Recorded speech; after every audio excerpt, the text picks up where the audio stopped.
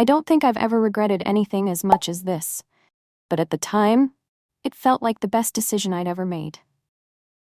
My name's Amanda, I'm 35 years old, and this is the story of how I ruined my marriage and nearly lost myself in the process.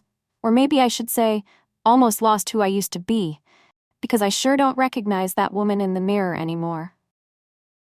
It all started with one of those ideas that seems harmless at first. You know, you're standing in front of the mirror, pulling your skin back a little here, squinting a little there, thinking I could look 10 years younger if I just fix this. I'd never thought of myself as insecure. But let's face it, after 2 kids, countless sleepless nights, and 15 years of marriage, I felt like my best days were behind me. My husband, Todd, who's 40, never seemed to mind. He'd always told me I was beautiful, even in my worst moments. "Amanda, you're gorgeous. Stop being so hard on yourself," he'd say whenever I complained about my appearance. But here's the thing about Todd. He's a great husband, but he's a terrible liar. I could always tell when he was trying to spare my feelings. One night, we were watching some reality show. You know, one of those ones where everyone's glamorous and perfect looking, and I made an offhand comment about how nice it must be to have money for a tune-up. Todd just laughed and said, "You don't need any of that." But that seed was already planted. The idea of looking younger, fresher, better. And when I found out about a doctor in town who specialized in natural-looking enhancements, I thought, why not? Todd was hesitant at first. "Amanda, you're perfect the way you are. Why do you want to mess with something that isn't broken?" But I think part of him also liked the idea of me looking more like the woman he married. Or at least that's how I convinced myself. Eventually, he gave in. He even joked, "If it makes you happy, go for it. Just don't come out looking like one of those Real Housewives." The consultation felt like fate. The doctor was charming, the office was luxurious, and they even had a before and after book that made me believe I'd be one of those flawless afters. He recommended a lower facelift and some minor work around my eyes. "It's subtle," he said, "just enough to take a few years off." I booked the surgery the same day. Impulsive? Maybe. But isn't life about taking risks? That's what I told myself anyway. The day of the surgery, Todd dropped me off at the clinic with a kiss on the forehead and a joke about how he hoped he'd recognize me when I came out. I'll never forget the look on his face when he came back to pick me up. It wasn't relief or happiness. It was something else. Like he was trying to hide his shock but couldn't quite manage it. "Oh wow, Amanda," he said, his voice tight. How are you feeling?" I could barely move my face because of the bandages, but I managed to mumble, "Fine." "Why?" "No reason," he said quickly, looking away. At first I chalked it up to the swelling. The doctor warned me it would take a few weeks to see the final result. But as the days turned into weeks, I started noticing something different about Todd. He wasn't looking at me the same way. Or maybe he was looking at me too much, like he was studying me, trying to figure out what had changed. I thought I looked great. Sure, there was a scar along my jawline that hadn't healed as cleanly as I'd hoped, but the doctor assured me it would fade with time. Still, Todd wasn't as affectionate as he used to be. One night, while we were lying in bed, I made a joke about my new and improved face. I expected him to laugh, maybe make some comment about how I didn't need the surgery in the first place. Instead, he said, "Yeah, it's different." "Different how?" I asked, sitting up.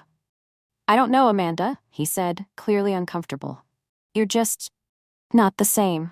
I laughed it off, but his words stuck with me. Not the same? What was that supposed to mean? Over the next few weeks, I couldn't ignore it anymore. The way he avoided touching my face when we kissed. The way he hesitated before complimenting me, like he was trying to force the words out. One morning, while we were getting ready for work, I finally confronted him. "Do you think I made a mistake?" I asked, trying to sound casual but failing miserably. He sighed, rubbing the back of his neck. "I think you did what you thought was best for you. But honestly, yeah, I think it was a mistake." I was stunned. "So what? You don't find me attractive anymore?" "I didn't say that," he said quickly, but the damage was done.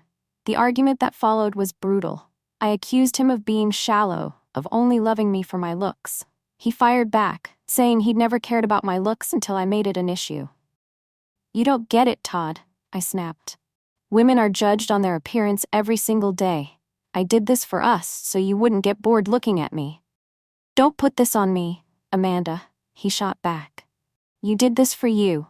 And now you're blaming me because it didn't turn out the way you wanted? His words hit harder than I wanted to admit. But instead of backing down, I doubled down. You know what your problem is, Todd? You want a trophy wife without having to deal with the maintenance. Maintenance? He repeated, incredulous. You're talking about yourself like you're a car. Do you even hear yourself right now? The conversation ended with both of us fuming, and for the first time in our marriage, I wondered if we'd ever look at each other the same way again. I didn't wake up one day and suddenly feel regret about the surgery. No, it came in moments. Little flashes of realization that I'd messed up. Like the first time I caught a glimpse of myself in the rearview mirror of my car and didn't recognize the woman staring back. Or when my 6-year-old daughter Emily squinted at me and asked, "Mommy, what's that line on your face?" pointing to the scar near my jaw. "It's a magic line," I'd told her with a forced smile. "It makes Mommy look younger." She just nodded, completely unbothered, and went back to her cereal. But I wasn't as unaffected. I spent the rest of the day touching the scar like I could rub it away. Todd never said anything about it, but I knew he noticed. He was being too nice. And anyone who's been married long enough knows that too nice means something's off. He wasn't criticizing me, but that was the problem. If I walked out of the bathroom with mismatched socks, Todd would usually say something. If I made dinner too salty, he'd make a joke about it. But now? Radio silence. One night, we were sitting on the couch watching TV. We weren't cuddled up like we used to be. He was on one end and I was on the other, flipping through my phone pretending I didn't care. I glanced at him, watching him scroll on his phone, and I felt this rush of insecurity I wasn't ready for. "You still think I'm beautiful, right?" I blurted out before I could stop myself. He looked up, startled. "What?" I rolled my eyes to make it seem like I was joking. "You heard me. Do you still think I'm hot, or should I start shopping for cats?" He smiled, but it didn't reach his eyes. "Amanda, stop." "I'm serious," I said, my voice sharper than I intended. "If you don't think I'm attractive anymore, just say it. I'm a big girl, Todd." He put his phone down and turned to face me. "You want the truth?" "Obviously." He leaned forward, resting his elbows on his knees, his face serious but calm. "I think you're beautiful. I've always thought that. But I also think you're being harder on yourself than I ever would be." "Nice deflection, Todd," I said with a sarcastic laugh. "But that's not what I asked." He sighed. "Look, it's not about you not being attractive. It's just, you don't seem like you anymore." I blinked, feeling my chest tighten. "What the hell does that even mean, Todd?" "You're different, Amanda. Not just your face. You. You're constantly picking at yourself, looking for flaws, and now you're looking at me like I'm supposed to fix how you feel about it. Don't you think I have a right to feel this way?" I snapped. "I went under the knife for this family. I did it to keep you interested, so you wouldn't wander like every other 40-year-old man with a midlife crisis." "There it is." He sat back, shaking his head.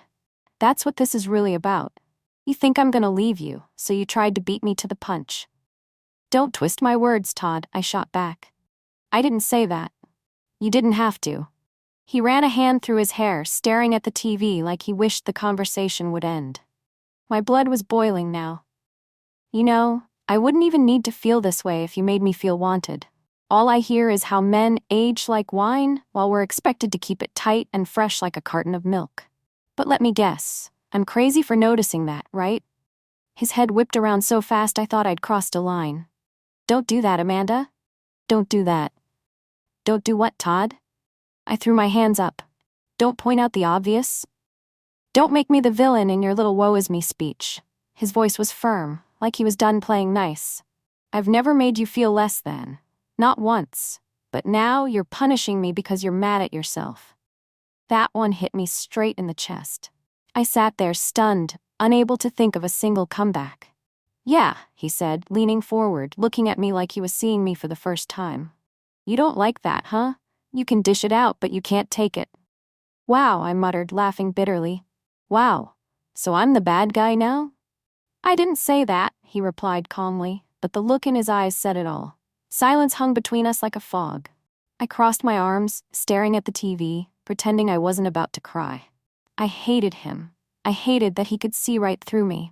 The next day, I found myself spiraling. I spent 2 hours in the bathroom with a magnifying mirror, analyzing every line, every bump, every scar. I took selfies from every angle, trying to find something to convince myself it wasn't as bad as I thought. But every photo just looked worse than the last. I'd never been obsessed with my appearance before, but now I couldn't stop.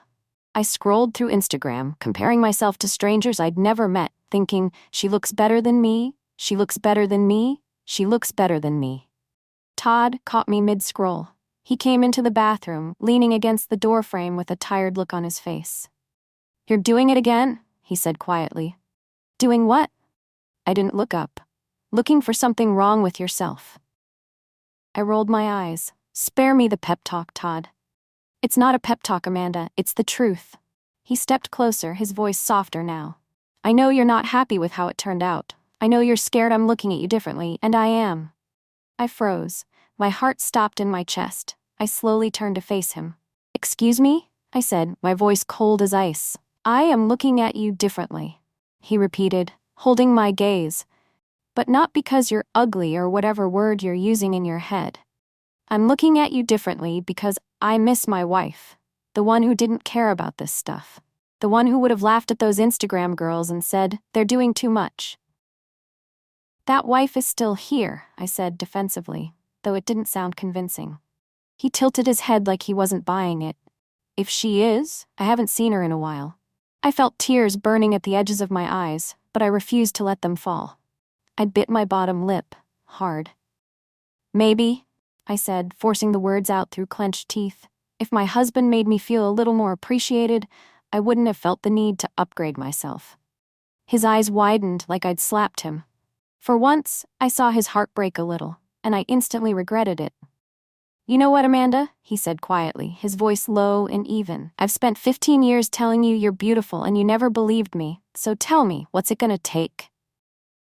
I didn't have an answer for him, and that's when I realized. Neither did I. You ever say something so messed up that you instantly wish you could grab the words and shove them back in your mouth? That's how I felt the second Todd walked out of the bathroom. No door slam, no yelling, just quiet, which somehow made it worse. You can argue with yelling, but silence? Silence is a wall. I sat on the edge of the tub, staring at the floor like it had the answers. I knew I'd crossed a line. Worse, I did it on purpose. But here's the thing, and I know it's not a good excuse. I felt trapped. The surgery was supposed to be my way of taking control, of feeling like I mattered again. People don't talk about this enough, but being a mom, being a wife, being everything to everyone else, it wears you down. You start to forget where you fit in. This surgery was supposed to be my way of saying, I'm still here. But all I felt now was exposed, like I'd gambled everything on this upgrade and lost. I sat there for a while, waiting for Todd to come back.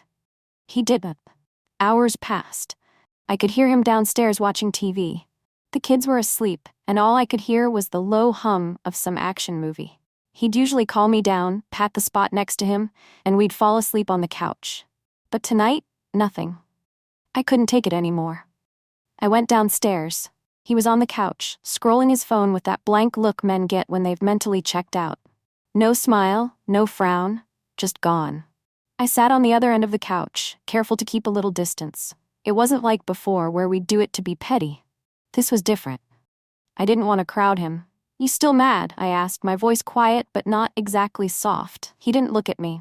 "I'm tired, Amanda." I swallowed, not knowing how to respond. "I didn't mean it like that," I said quickly, hoping to backtrack. "You know I didn't mean it." He laughed through his nose. "Yeah, you did." "No, I didn't," I shot back, a little too defensive. "I was just upset, Todd. People say dumb stuff when they're upset." He finally turned to me. His face wasn't angry. It was worse. It was disappointed. "You know, I've let a lot of things slide over the years, Amanda, but that one?" He shook his head slowly. "That one hurt." I felt it in my chest. Not guilt, though. Shame. There's a difference. Guilt is I did something bad. Shame is I am something bad. I hated feeling like that. I sighed and leaned forward, rubbing my hands over my face. The scar felt rough under my fingers. Every time I touched it, I got mad all over again. At the doctor, at myself, at Todd. Mostly myself. "What do you want me to say, Todd?" I said, still not looking at him. "That I'm sorry? Fine. I'm sorry." "That's not an apology," he replied calmly. "Then what is it, Todd?" I snapped, sitting up straight. "Tell me, since you know so much." He blinked slowly like he was too exhausted to argue. "An apology isn't supposed to make you feel better, Amanda." I had no comeback for that, so I sat there, arms crossed, staring at the TV. We sat in silence for a while. It wasn't comfortable, but it wasn't loud either. Just quiet. "Do you even like me anymore?" I asked suddenly, my voice small. I didn't plan to say it, but it slipped out before I could stop it. He leaned his head back on the couch and closed his eyes. "I love you, Amanda." "That's not what I asked." He opened his eyes and looked right at me, and I swear I hated him for a second because I knew he was about to tell the truth. "I love you," he repeated, "but I don't know if I like who you've become." I sucked in a breath like he'd knocked the wind out of me. I felt hot tears welling up, and I turned my face away so he wouldn't see. I hated crying in front of him. "Yeah, well, I don't like who you've become either," I muttered, wiping my face quickly. "You used to make me feel special." "I still do." He sat forward, looking at me, his face serious but soft. "But it's not my job to make you like yourself, Amanda. That's gotta come from you." There it was. The line that stuck with me for weeks after. We didn't say much after that. He went to bed. I stayed on the couch, replaying that conversation in my head over and over. The next morning, he acted normal. Not happy, but normal. We made breakfast for the kids, talked about the weekend plans, and played house like nothing was wrong. But I could tell something had shifted. We weren't in sync like before. He didn't look at me like I was his person anymore. Later that week, I found myself staring at old pictures of us. Not selfies or posed shots, but the random ones. Todd sneaking photos of me at the park with the kids, me laughing with messy hair and no makeup. I used to like her. She looked free. I didn't feel like her anymore. I caught myself touching the scar again. I hated it. I hated that it had become this thing in our marriage. But maybe it wasn't really about the scar. Maybe it was about me trying to fix something that wasn't broken. I didn't tell Todd any of this. I didn't have the words. And honestly, I was scared to admit it out loud. Admitting it would mean I had to own it, and I wasn't ready for that. Instead, I went into fix-it mode. I started looking at revision surgery options online. I figured if I could just fix it, everything would go back to normal. I was scrolling on my phone in bed one night, and Todd glanced over. "Don't," he said, his voice firm. "Don't what?" I asked, annoyed. "Don't do that," he said, nodding toward my phone. "Don't spend more money on something that's not broken." "Easy for you to say," I muttered. "You don't have to walk around with this on your face." He sat up, looking at me directly. "You think that's the problem, Amanda?" He shook his head slowly, eyes locked on mine. "The scar isn't the problem." I didn't want to hear it, but I knew he was right. The scar was just a thing I could point to. Something I could blame. The problem was me. That was the night I put the phone down. Not because I had it all figured out, but because I realized no amount of surgery was gonna fix the way I felt about myself. Todd never said "I told you so," but he didn't have to. I wish I could say everything got better after that, but it didn't. Not overnight. I'm still working on it. We're still working on it. Sometimes I catch Todd watching me out of the corner of his eye, and I can't tell if he's looking at me or the version of me he misses. But he's still here. And for now, that's enough. That was the night I put the phone down. Not because I had it all figured out, but because I realized no amount of surgery was gonna fix the way I felt about myself. Todd never said "I told you so," but he didn't have to. Things didn't magically get better after that. People act like moments of self-awareness are supposed to change everything, but life's messier than that. We didn't have some big, heartwarming come-to-Jesus talk. I didn't suddenly become a brand new person overnight, and Todd didn't look at me like he used to, not right away. But he didn't leave. That counts for something, doesn't it? We still had little moments of tension. Moments where I'd catch him glancing at my scar and feel that burn of insecurity all over again. I'd roll my eyes like it didn't bother me, but it did. I wanted him to lie to me sometimes. Tell me I looked amazing. Tell me I still looked like her. But he's not that kind of guy. He's honest to a fault, and some days I hate him for it.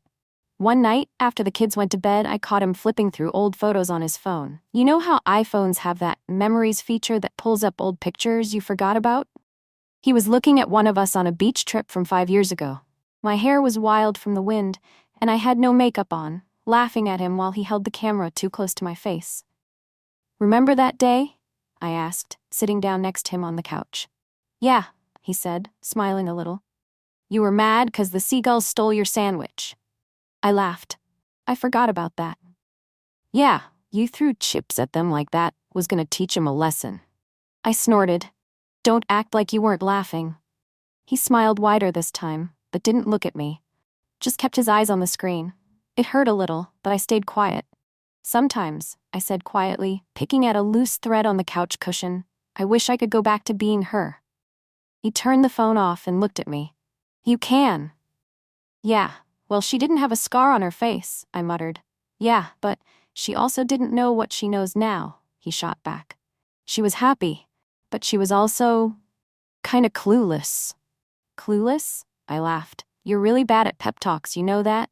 He shrugged, still looking at me like he was trying to see me, not just my face. "You're smarter now, Amanda. You just don't give yourself credit for it." I hated how much I needed to hear that. We sat there for a while, watching something dumb on TV. We didn't say much, but for the first time in a while, I didn't feel like he was on one side of the couch and I was on the other.